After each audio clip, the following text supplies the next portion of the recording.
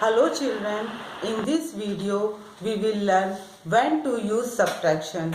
Children, we use subtraction to find out how many are left. For example, I have 4 pencils and I have to give 1 pencil to my brother. How many pencils are left with me? What we will do? We will subtract 1 pencil from total number of pencils. So total number of pencil is 4. 4 minus 1 is equal to 3. Children, we found out 3 pencils are left with us using subtraction. One more place where we use subtraction is to compare groups. For example, I have 2 erasers and 4 pencils.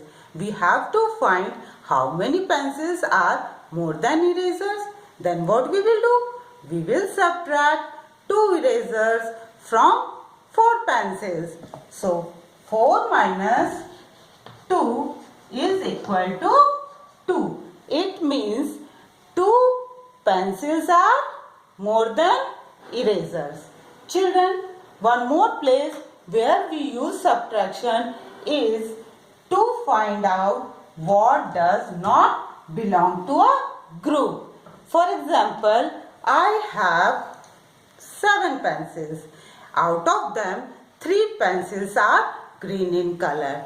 We have to find how many pencils are not green in color. So what we will do? We will subtract 3 green pencils from total number of pencils.